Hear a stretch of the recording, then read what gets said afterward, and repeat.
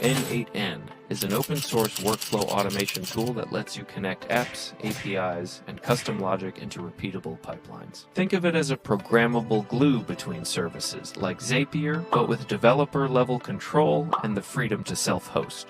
In n8n, you build workflows out of nodes, and a node is just one step. A trigger like a new email, an action like downloading an attachment, or a transform such as parsing an invoice. Wire nodes together visually, and you've created an automated process that runs whenever the trigger fires. These nodes handle the heavy lifting for common services like Gmail, Slack, Shopify, and AWS, but you can also call any HTTP API or run custom JavaScript when you need special parsing or logic. What sets n8n apart is flexibility.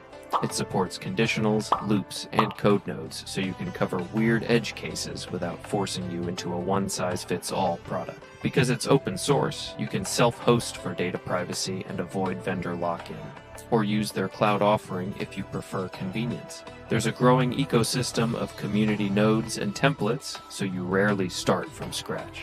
And to showcase how easy it is to implement, let's try a little project. I want to create a daily automated process that pulls tech news from specific websites, summarizes them, and sends them in my Discord server along with the link to the full articles. First, we create a schedule trigger, then add an edit field node with our list of news sources in an array. Next, we use a split out node to extract each source individually, leaving us with multiple items as output. This output goes into an RSS read node, which pulls all the new articles from our sources. Since there are too many, we randomize with a sort node and then grab the first 15 using a limit node.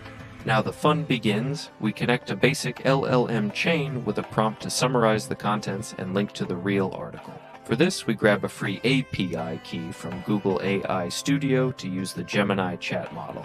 Finally, we connect the Discord node, drop in a webhook from our server, and just like that, we've got a daily tech news Discord bot in under 10 minutes. Here is how it looks inside the Discord server. This has been Spring Boot in almost 2 minutes.